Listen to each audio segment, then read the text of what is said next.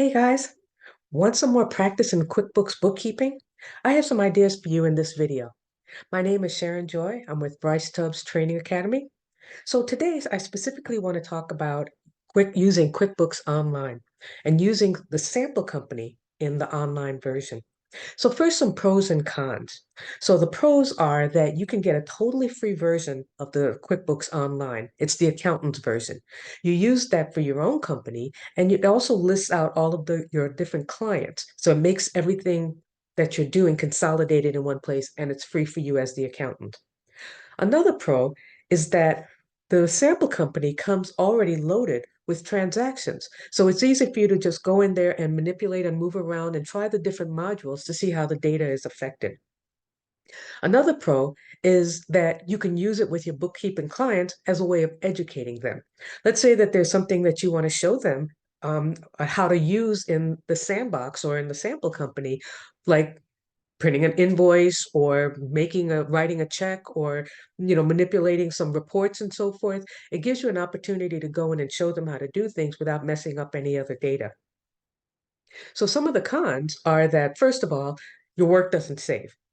So if you go in there and you create some invoices or you create some journal entries and so forth, once you log out, the next time you log in, that data will be gone.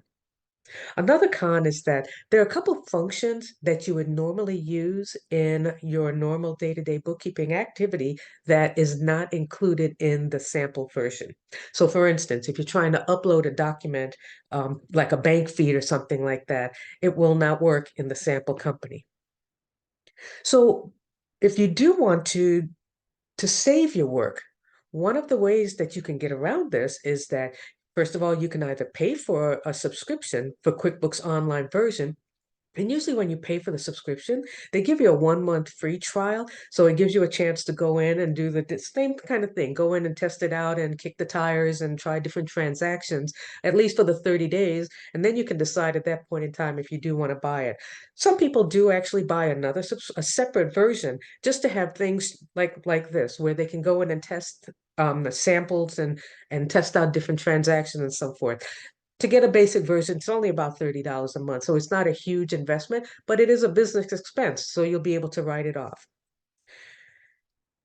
Okay, so today, one of the other things that you might want to think about if you don't want to use a sample company or you don't want to pay for another version is you can always upload stuff into your accountant's version and then you can delete the transactions. Sometimes it's good just to see that, how to delete transactions. But one thing with QuickBooks, you got to remember, you can always undo anything that you do. There's always that way to go back and delete transactions afterwards. There is another option that you can get QuickBooks Desktop. That's hard to say, sorry. So with the desktop, it does come with several sample companies. So it gives you a chance to go in and see different types of expenses and different types of transactions in a couple different industries. The only problem is that the desktop is not exactly like the online version. I mean, if you want to go in and test some stuff out, that's fine, but it's not exactly the same. It's not apples and apples, so I wouldn't really recommend that, but it is an option for you. So why don't we go ahead and jump right into QuickBooks and take a look at some of the things. Give me a second. I'm going to share my screen.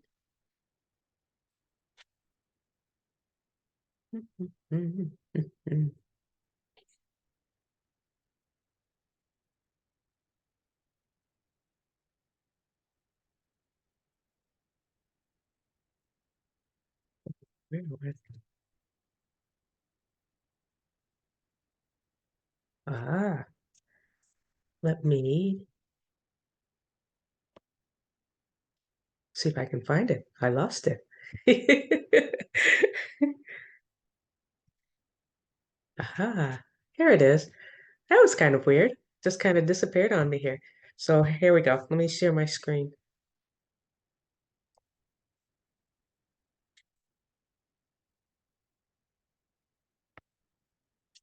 Okay. So we are in the accountant's version, as it says right up here. And this will basically, you'll be able to see all of your clients. It lists out all of your clients and so forth, and it allows you to work on your own books. Now to get this to the sample company,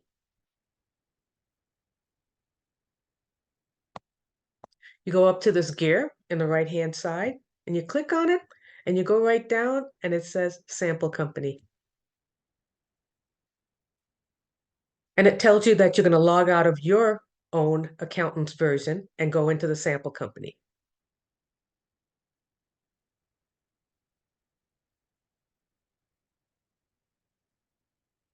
Taking a little while here.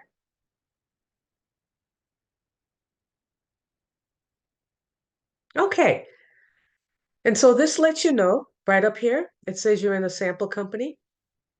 And the name of this company is Craig's Design and Landscaping.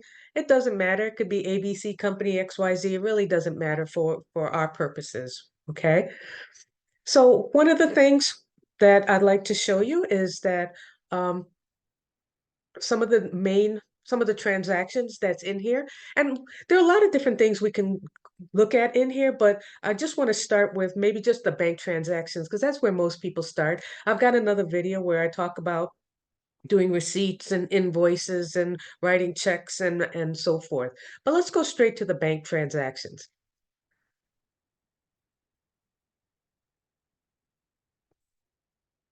And as you can see, the sample company is populated with, oh, and I love this little pop-up. So right here, if you want to get some more training, QuickBooks will take you right through how to get an overview. It gives you a tour.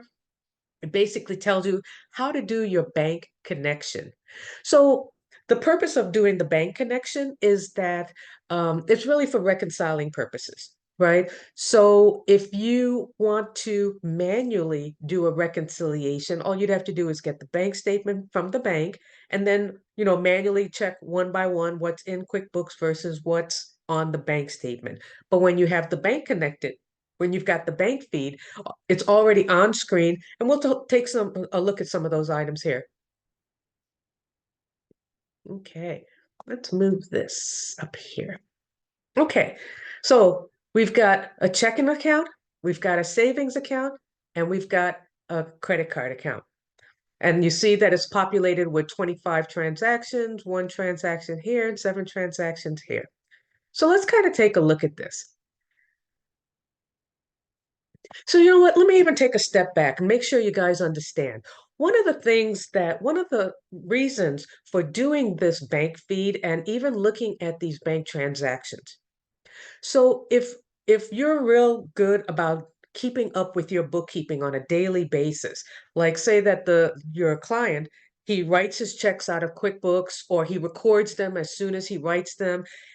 He does his invoicing out of QuickBooks. He does receipts, deposits in QuickBooks. Then the bank transactions should match exactly with what's in QuickBooks. So basically, this bank balance and this QuickBooks balance should be exactly the same. But most people don't keep up with it, and that's why they need us bookkeepers, right? To make sure that everything is properly recorded. So I'm going to kind of show you kind of what I'm talking about. First of all, let's go to the bank register. This is basically saying in QuickBooks, another little pop-up just giving you a little basic definitions here, just telling you what a register is. So in QuickBooks, right now we have transactions recorded, looks like through May 23rd. And we've got the credit card items and we've got some checks and so forth. This is what has already been recorded in QuickBooks. And as we can see, the ending balance is 1201 even.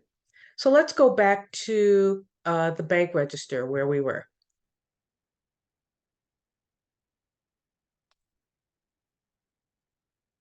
Okay, it doesn't want to go back. There we go. Going back to the bank transaction. So there's that 1201 saying that's what we have recorded in QuickBooks. But here's this 362193 that's recorded in the bank. So what this is saying is, oh, the bank has recorded transactions from May, April, March, and all of these different items here. So obviously there's some items in the bank that are not recorded in QuickBooks. So one of the first couple of things that we do is we kind of have to go through. I just want to show you this real quick. Do you see how this, where it says category or match, where this says uncategorized income, this means that something hit the bank that's not recorded in QuickBooks. Same thing with this uncategorized expense. This item hit the bank, but there's nothing recorded in QuickBooks. Where you'd see the difference is right here, where it says one match found. What this means is that this item that's hitting the bank, when it says one match found, it says that also this item has been recorded in QuickBooks. So all you've got to do is match it. Say, yep, the bank has it and QuickBooks has it. We're good, match it and move on. So let's go back up here to the categorization. Now, don't get hung up on categorization so much. It's not really that difficult. Once you know something about your client, or even the description that's given, it makes it fairly easy to figure out how to categorize it. There are a couple different ways you can determine how to categorize. You can look back and see what this particular vendor, how this particular vendor had been categorized previously. You just look it up, Books by Bessie, and look in the financials and see, oh yeah, Books by Bessie always goes in this spot, okay? Another way is that, well, based on the name, we can tell that, let's see what our income accounts are. We have pest control, refunds and allowances, sales of products, services, unapplied cash, uncategorized income. And that's all that you have for, why is this giving me trouble here? I'm sorry. I wanted you to be able to see that.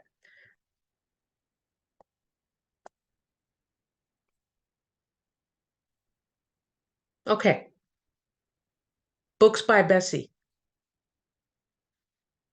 It doesn't matter. Let's pick an income account. It's probably because it's normally, it looks like Books by Bessie is probably normally somebody that you purchase something from because they are a vendor.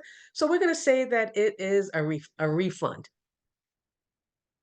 And that's how we're going to, and all we've got to do now is add it. Now you see it's gone from here. What we can do is go back to the bank register. Same pop-up again. And now we see here, oh, now we've added it to QuickBooks. And it's saying, yep, it's a deposit, refunds and allowances. That's exactly where we wanted it to go for $55. Good. I just wanted to show you now it's gone from the bank register. Now it's gone into QuickBooks. So let's go back. Let's do another transaction. So this one, the description is a rental and it's an uncategorized income. But interesting, right beneath it, we've got a rental, uncategorized expense, a rental, uncategorized expense. So let's see what our options are with this. Let's first go to the expense item.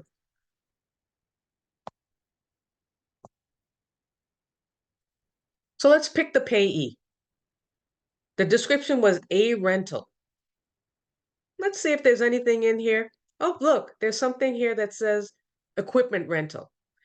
So we could assume that this A rental in the description belongs to Ellis Equipment Rental.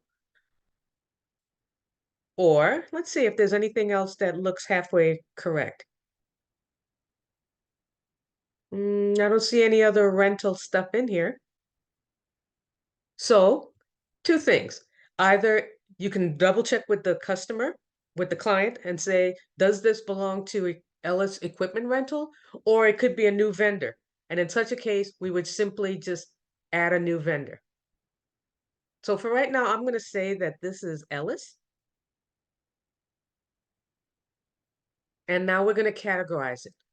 Just based on the description, we know that it's an expense item. It's already said that. And based on the description, we know it's some kind of rental. Let's assume it, based on the name, it's equipment rental. So there's a couple of assumptions that you can make just based on the name and the description. And we just add that.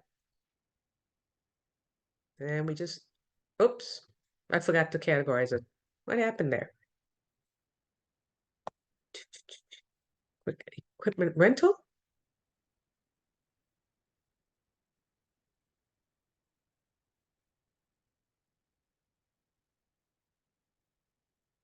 All right. Well, I'm not sure why I didn't want to take that. Now it's added.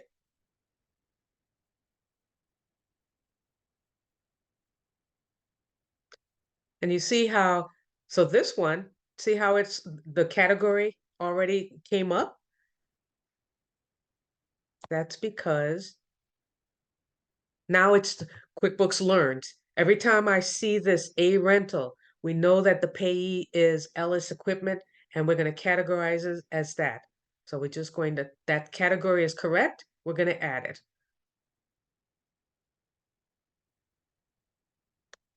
And then we've got this pop-up here. Do you want to use the same category for all expenses from A rental? So basically, QuickBooks is learning. Every time they see that, it sees that description, A rental, it knows if you tell it yes, that it's always going to be an equipment rental. If you tell it no, maybe we're buying different things from A rental. Maybe it's not always a lease. Maybe it's supplies or something like that. So if you don't want it to be exactly the same every time, then you click no. Otherwise, if I know that that's all I use them for, I'm going to go ahead and say yes. So every time we see Ellis Equipment Rental, we're going to always categorize it as a lease. And I'm going to create this rule. Now, you always have the opportunity to later on, you see up here how it says that, see how it automatically went to equipment rental? If you didn't want it to go to that, let's say that you wanted that to go to refunds. You have the opportunity at this time to go ahead and pick something else. Where did that go? Let's say that it was a supply that we bought from them and we were getting our money back, or it was an equipment repair. Okay. My computer is jumping around. I'm sorry. Where did it go? Okay, equipment repair. So just like that, you can change where it went, even though you created the rule so that most of the time when you see Ellis, it'll go to the leases. Right here, we wanted this particular one to go to maintenance and repairs, and we just add it. Okay, so now we're just going to go down just a couple more. Just kind of wanted to show you what we were, one expense and one income. See how this says deposit? It says one match found. Like I was saying earlier on, something is already recorded in QuickBooks. We recorded a deposit on 3/9 of this amount. The bank says that this amount was received, so we say, yes, it's a match. If this amount was different, right? Or if they had two amounts that were exactly the same, then we would have to decide which one to go with. So then we just hit match. Let's look at this guy up here. It says two matches found. So on 3/9 from Pam, we got $75. It looks like there was a check written for $75 on 3/9 for Pam, but this dollar amount was also found books by Bessie. But based on the description, we know that it can't be the second item. We know it's the first item, so all we've got to do is match.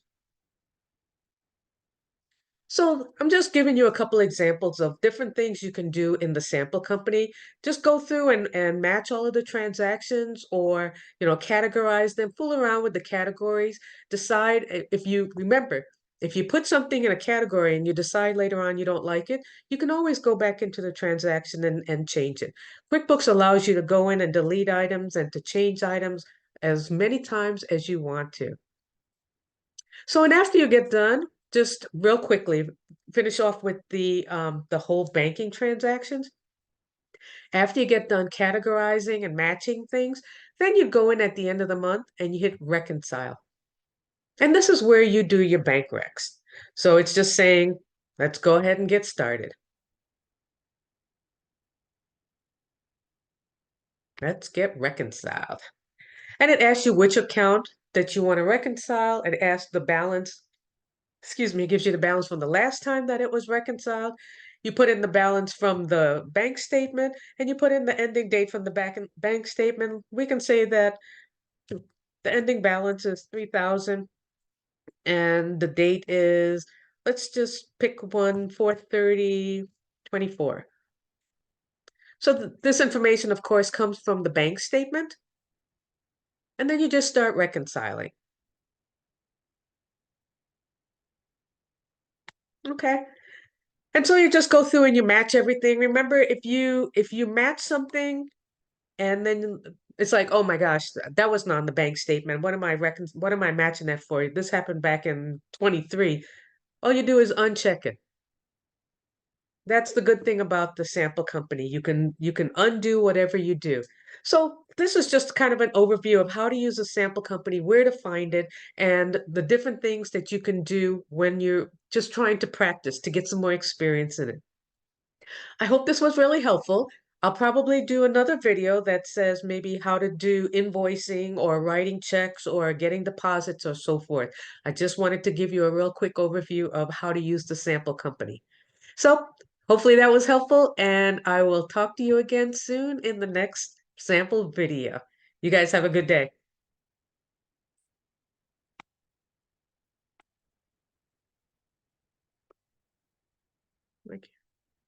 Let me stop sharing first and end.